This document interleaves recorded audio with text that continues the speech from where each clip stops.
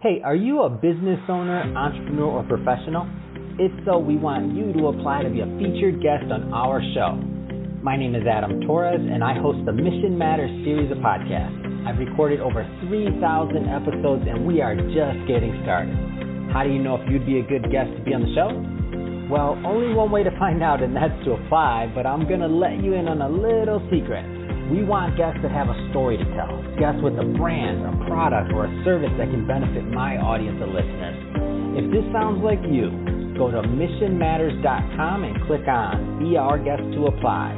I'd love to talk to you and get to know more about your story. Again, head on over to missionmatters.com and click on Be Our Guest to apply. All right, now let's get into the show. Hey, I'd like to welcome you to another episode of Mission Matters. My name is Adam Torres. You can follow me on Instagram at Ask Adam Torres. And if you'd like to apply to be a guest on the show, just head on over to missionmatters.com and click on Be Our Guest to apply. All right, so today I have Theron Whitney on the line, and he's Vice President and co-owner over at Xibeo. Theron, welcome to the show. Hi, Adam. Thanks. All right, so excited about today's topic. So we'll be talking about Xibeo. You're going to give us a big overview on just what's going on in the overall trade show industry. I know events, you guys are getting busy again. This is exciting. For context, for everybody watching this, we're recording this in June of 2021. So things are really just opening up, and I think we're going to have a good conversation about that. But Theron, just to get us started, so we at Mission Matters, we amplify stories for entrepreneurs, executives, and experts. That's our mission here. Theron, what mission matters to you? Being a part of our clients' success. My industry is in a field where what we do helps amplify our clients' brand message. And if they're successful, companies like mine are successful. So that's really important to us. Fantastic. Well, let's just dive right into your company. So Xibeo, first off, tell us a little bit more about the company, and then we'll go into your background. Sure. My partner and I started our company in November of 2001. So it was shortly after 9/11. And we decided, we had been working for another company at the time, and we decided that because trade shows were shut down for a short time at that point, that we would rather work for ourselves and take the experience that we had gained from years of working for other people and apply it for our own company. So, nobody was paying us. So we figured if no one's going to pay us, we might as well not pay ourselves and be closer to home.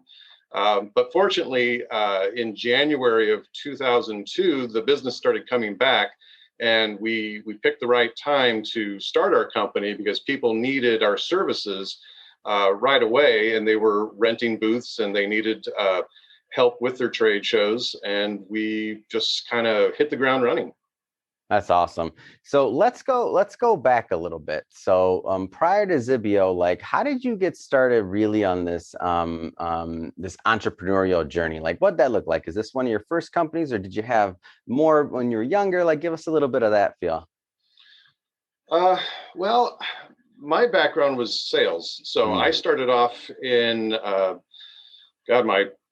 I think I was 20 at the time, started working in retail sales for Circuit City, selling TVs and VCRs and things that a lot of people really don't have anymore. Walkmans, Some of the audience is like, what's a Walkman? That's what little square. So yeah, it was all electronic sales. And so I got my feet wet in retail sales. And after I got tired of it for about 7 years being in it, a guy came up to me, a friend of mine, who said, "Hey, there's this company down the road that sells trade show exhibits, and they're hiring. You should check them out." And I had no idea what that was all about. So I interviewed and learned it was a commission-only job. I'd never done that before, outside sales, but I was looking to really change my world. So I thought, okay, I'll take a risk and jump in. And it was amazing. It was so much fun. It tapped into my creative abilities. It tapped into logistics and problem solving. It tapped into what I'd learned in retail, just kind of finding out what the client's objections are and what do they need to be successful. And it was also business to business. So it was a different level of clientele that I'd never experienced before. And I found I really, really adapted to that well and enjoyed it. And I did that for another 7 or 8 years working for other people until I met my partner, and she and I worked for the same company for a while. And then, as I said, we decided, well, we could do this on our own and stay close to home. And so that's what we did. We just kind of ventured off onto our own. Wow, I love it. I mean, I won't call it quite an accidental entrepreneur, but what I like about this story is that, like, it was never your dream to go out there, start this company, do other things. Like you saw a niche, you went after it. Right. And we all learn from the ups and the downs, sideways, like everything in between. So I don't want you to take this as a loaded question, but I think it's valuable for our audience. So like, if you could go back and talk to that Theron that was just getting started, like, you know, young and green, just getting going, what kind of things would you tell him? Oh, man. I told you I don't want you to take it as loaded, but I want to know, what would you tell that young Theron? Well, I'm sure we'll get into it, but prepare for the unknown. Prepare for what whatever possible disaster might be out there, whether it's natural or economic or whatever the case. That's the one thing that really caused my partner and I to think on our feet, and really, if we had the information back then that we had now, we would have definitely been far more prepared, so it didn't hurt as much. But we survived, so we figured it out. So let's go more into the nuts and bolts of Xibeo. So tell us a little bit more about the company structure, like culture, like give us a little bit more about the behind the scenes into the company. Sure. Well, when we started, my partner and I had decided that the motto that we needed to take is just be good kids. And we learned early on working for other people that, you've got to maintain a level of integrity. You've got to earn your client's trust and really go the extra mile to take care of whatever need they have.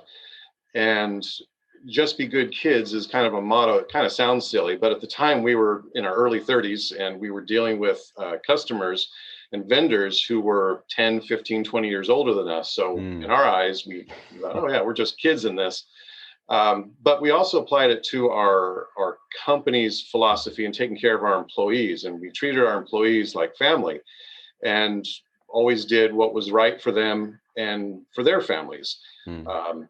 So if somebody had some family issues, they had their kids were sick and they needed the time off, we're a small company, so we're not under the rules of a lot of larger corporations, but we acted like a large corporation and said, yeah, absolutely, you take that time off, take off however much time you need, giving extra bonuses at the end of the year. Maybe the company didn't make a lot of money, but we still wanted to make sure that everybody had a little extra money at the end of the year for the holidays. We opened up our company kitchen for everybody. At the time, my partner was actually fixing lunches from time to time for people, kind of like a family feel. We would do barbecues every other Friday for the guys. So we really wanted to try to get that family feel and that camaraderie and just take care of our employees. So that kind of fell into that, just be good kids scenario. Man, that's great. Sounds like a t-shirt. Just be good kids. I'm in. Yeah, might as well. Yeah. Yeah, it sounds like a t-shirt. It's one of those things that it's like, come on, you know what to do. Like, just be good kids. Do it. Yeah. So tell us a little bit more about the business and the framework. So like, what kind of clients do you typically work with? Like, is this, do you serve primarily like large clients, enterprise level? Do you work with small businesses, like industries? Are you industry agnostic, or do you work with one more than the other? I mean, because trade shows huge industry. I mean, so tell us a little bit more about that. Well, early on, again, this was part of our business model. We chose not to focus on one particular industry. We had seen companies like ours actually collapse because they focused on like companies in Silicon Valley. They would focus on just all these .com companies in the early 2000s. And when the .com bust happened, there were companies that closed up because they didn't have any other source of revenue. So what we did is we just looked at every industry, and every industry has a trade show. So we would just look up different industry shows and say, oh, okay, well, XYZ company is near us. Let's call them for that show. And hey, this other company is in concrete, so let's call them. They've got a show in June. We've got the auto industry, or we've got medical, pharmaceutical, children's toys, the natural food. I mean, anything that you can think of, there is a trade show for it. And so we just kind of branched out and saw what trade shows are happening every other month. So we would have time to build a booth, design it, and get it ready, and then send it out to a show. And over the last 20 years, what we've done is we've built up a clientele where we can have a continuous flow of business every year, because we don't touch on just one industry. We touch on all of them. Wow, that's awesome. And I get it. And that makes sense. And when you were saying like the .com thing, like my heart dropped for a moment. I'm like, oh, it seemed like a great niche to pick and to put all your chips on that one. But nobody knew what was going to happen at that point, right? I mean, so tough for those businesses that unfortunately felt what they felt. And as you said earlier, like being prepared and understanding some of the ups and downs of just what could happen. I mean, so right now, as I mentioned earlier, we're recording this in 2021. I know when we were talking in the pre-show, you said, man, things are starting to get busy. Things are starting to pick up. Tell me a little bit more about that. Like, how are you coming on the other side of this whole pandemic and thing when we weren't able to have trade shows for a long time? I've got 20 years to look back on, and I can tell you this was the worst experience that our business, our industry has ever had. There's never been in a year's time shows that would just close down for a year. 9/11, there was just a small window, a couple of months where shows had to close because nobody could travel, but nothing like this, where there's just nothing, and it devastated our industry. And not just trade shows, I mean, events also, outdoor events, fairs, everything that has to do with people getting together in a closed space, large groups. So with trade shows being down for about 15 months, I think it is, as of March of 2020, they were shut down, and they just started coming back late May. Right now, there's actually one of the biggest trade shows in Vegas that's happened, the World of Concrete. All reports from that show are saying that it's well attended, lots of exhibitors. I've seen pictures of that show where people are coming back in droves, which is exciting for a company like me, that I can see that, hey, people are confident that going back to the way things were. So that's fantastic. But, for 15 months, we had to figure out what else we're going to do. And in the beginning, it was creating hygiene barriers. We have a shop, so that was helpful that we could actually custom make hygiene barriers, something that maybe you couldn't get online. So local businesses could come to me and say, hey, I've got this specific size and this specific need, and can you design and build something? And we could knock it out real quick. Then after that, it was creating, I designed what we called COVID care room. So our thought was that there was going to be this huge influx of patients that would overwhelm hospitals. So we designed a modular portable room that would be better than a tent that would go up, and the room would be sealed, and you could apply monitors to the walls, and you could put any type of fixture onto the wall using our type of modular systems. But the overflow didn't really happen the way that we thought it would. So that just kind of petered out. And then when trade shows continuously still weren't coming back in the fall, we switched our business model to a video marketing style. So we cleared out our showroom, I remodeled it and turned it into a studio. And we actually had some good success with that. And so people were having virtual trade shows basically in our showroom and our studio. And we were able to put on a show for a couple of clients where they could either do product demonstrations and then live stream it to clients through YouTube. Or we had one client who actually had a 35-minute show where we did some of the recording here in our studio. We did some in Las Vegas, some in Florida, some in LA. We did a factory tour and then edited it all together, and gave it an actual Hollywood feel 4K quality presentation. And client was blown away and he was real happy with it.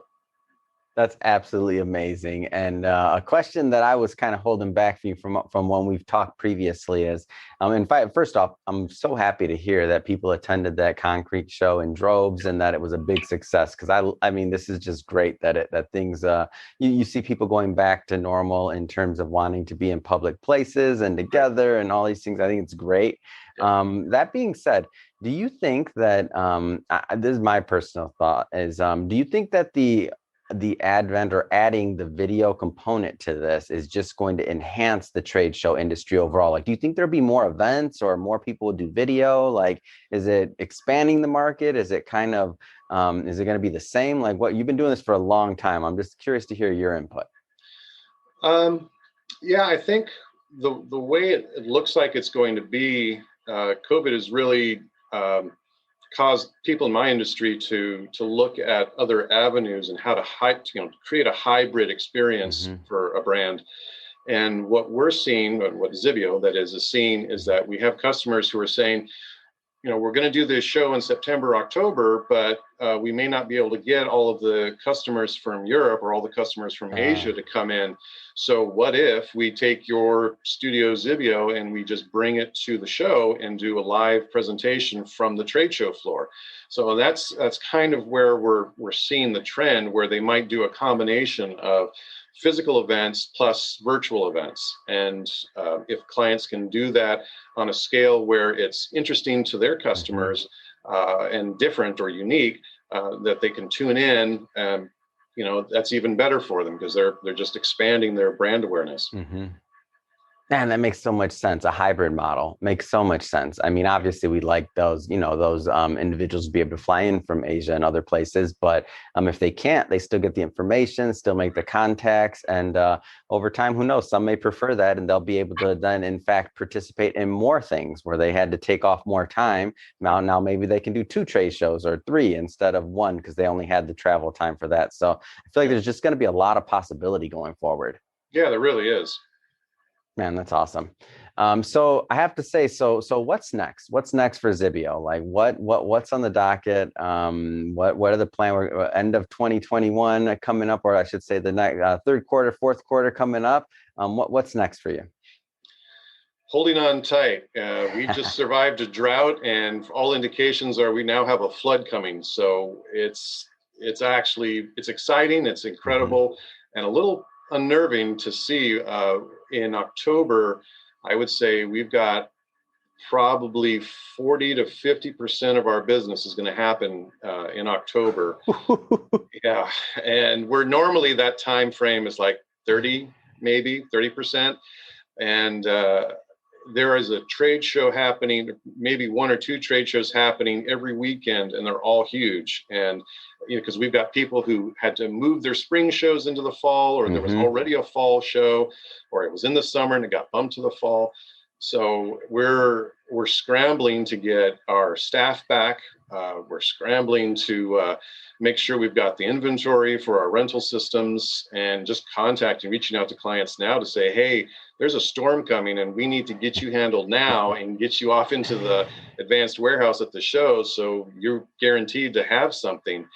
And and the other thing is that we've been reaching out to other exhibit houses, because there's exhibit houses that unfortunately weren't able to stay in business, but the owners or the sales reps of those companies, they're still in the industry and they're looking for ways of taking care of their clients. So we actually have a percentage of our business that we do for other exhibit houses, and so other exhibit houses will come to us and say, hey, you're close to LA or you're close to Las Vegas.